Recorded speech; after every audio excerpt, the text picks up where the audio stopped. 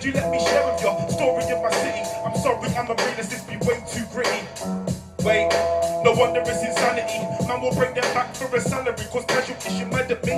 I don't think that your point's justified. Man are picking money like it's straight over mankind with our minds. Now we're ready to explode, come back and reload. We run the roads, tell them so you know. Ain't gonna be your clone, and I don't believe you will because you put it on for show. Doesn't wanna mess with me, I don't know why, maybe cause I'm the real G.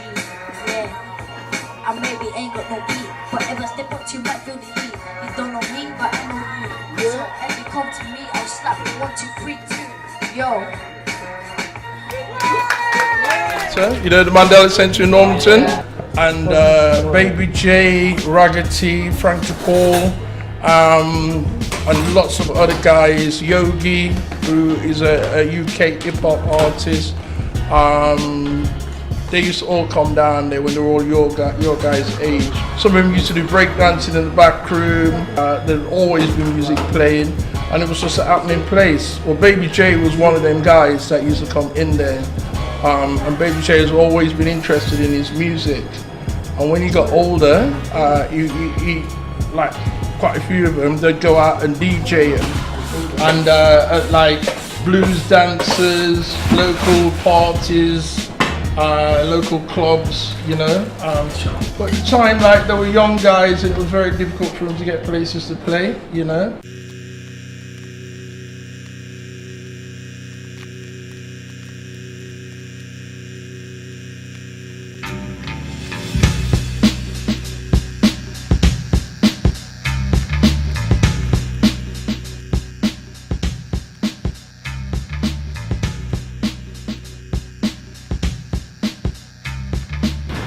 That's my first recognition of graffiti in the UK was that book, you know. And I think most graffiti artists at my time started off with that book. That book was, like I say, the Bible, where people started in the UK. Never had no internet, so the stuff that you saw was just the stuff that popped up around. There was very little at the time, but obviously that developed as time went on.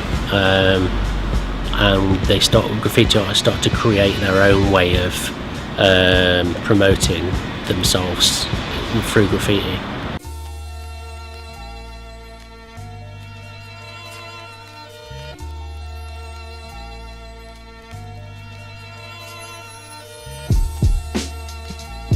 What was explained to me to be the 4 elements of hip-hop was the foundation of the culture, which was love, peace, unity and having fun. People want more here, we're all on the floor here, it's raw here, can't even sleep and ignore here, cause life's kinda militant, stuck in the grime, nothing's equivalent to this cancer, the state of mind. Hip-hop music saved my life and gave me a cause for wanting to be somebody and stand for a reason, you know, rhyme and reason. Yeah, there's a reason I'm here, there's a reason I do hip-hop, there's a reason I rap, and there's a reason I love hip-hop, because it saved my life.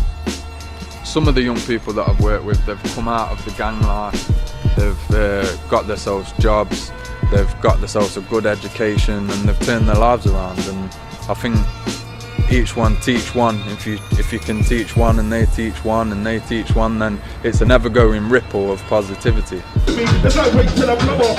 Wait, they wanna take me down, like anybody think something else, they're nothing. Guarantee right now, man, I'm still fronting. I'm bringing the same floor on the top.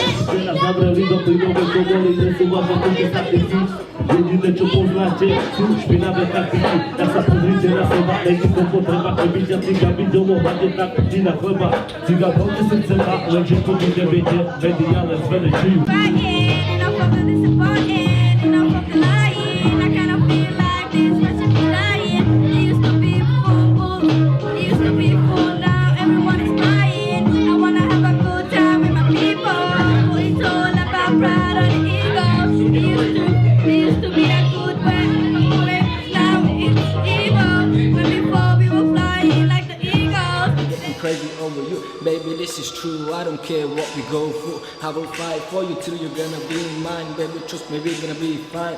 Yeah, I just have to cross the line. Yeah, I just have to cross the line.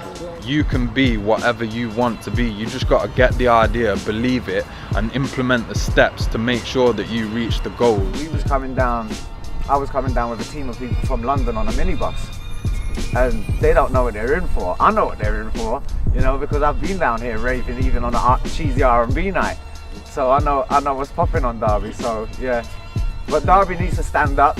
You know, MCs from Derby need to let the world know what Derby is. What's going on in Derby? Represent Derby. If you're from Derby, stand up. Let Derby be known.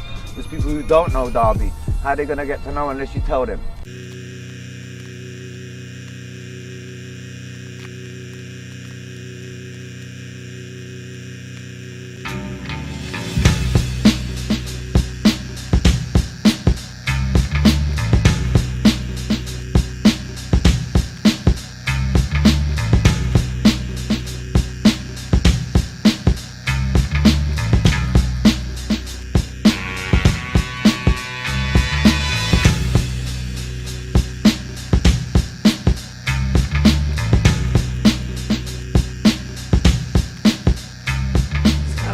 If you weren't trying to be in the mainstream and you weren't trying to, you know, go to church and get a good job and do what your parents said, hip hop was the music that was kind of, you know, asking the questions and fighting back, and that's sort of how I felt as a youth.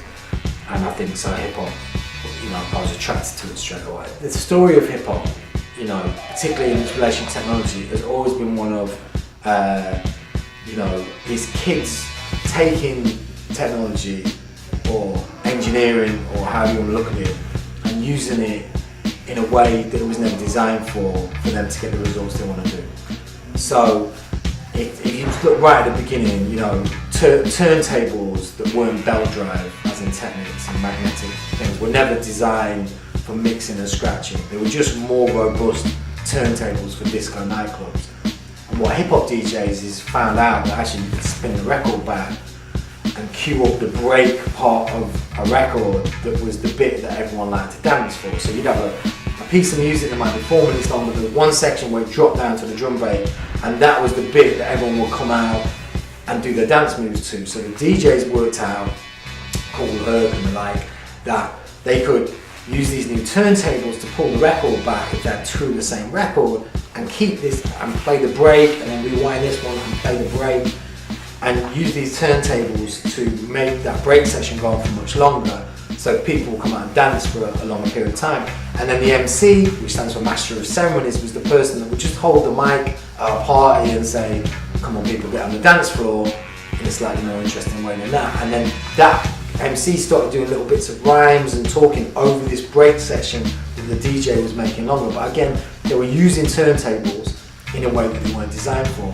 They were using lampposts in the park to break open and hook up to the power so they could run sound systems to have block parties, because they didn't have their own nightclubs, they didn't have their own spaces to have them, so they'd hack into the power source of the city to run block parties. They'd use subways trains to put beautiful pieces of artwork up, because they didn't have galleries and they didn't have magazines to put their stuff out in, so they'd use the subway trains as galleries as a way of letting their artwork travel all around, you know, the 5 boroughs for people to see. So hip hop's always had, you know, this legacy of using technology in ways that it's not meant to be used. And I actually think we made the best art because, you know, those opportunities weren't there. And that's why hip hop is, you know, today in 2017 is the most powerful cultural force in the world, period. The UK hip hop scene and the culture at the time has always had a couple of fundamental influences.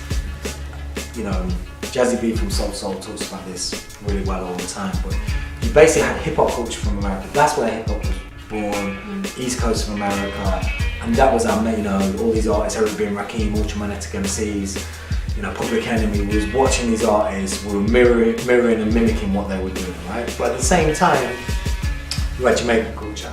So you had, you know, most of my friends that were into hip hop, their, you know, family were first generation over or second generation from Jamaica, and they're kind of what was looked at as kind of the rebel side of that, so the dreads, and you know, because yeah, you know, there was kind of this thing of kind of, you know, if you were a good boy, you went to church and you had neat, nice hair, and the dreads were the rebels, you know, the Rastas were the rebels. There was kind of this sense of that.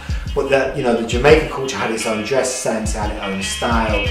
And so I think the British style was kind of a bit of a fuse of the two. And even if you look at the British music, like London Posse and Demon Boys and a lot of the early artists, it was infused too. So a lot in the Derby scene, a lot of the first MCs that kind of came out, they were kind of rapping and taking a lot of reference from the American records, but they put patois in there, they put their own slang in there, they put words that we were using.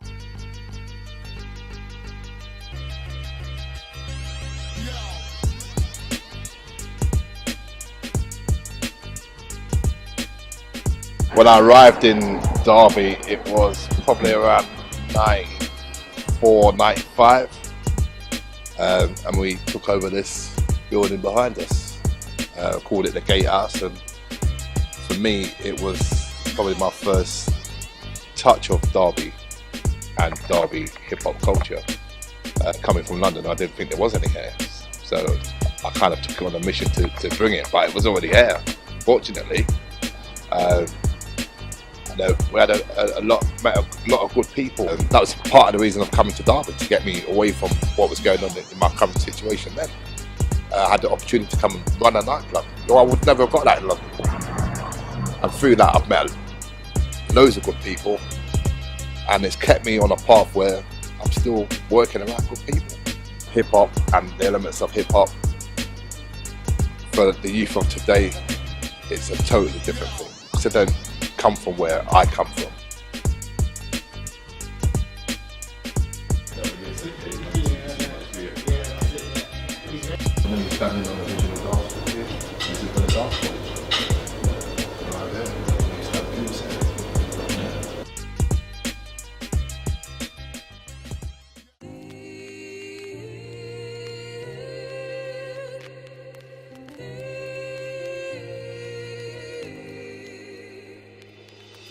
But like I'm saying, all these other rappers, they're not new to Derby.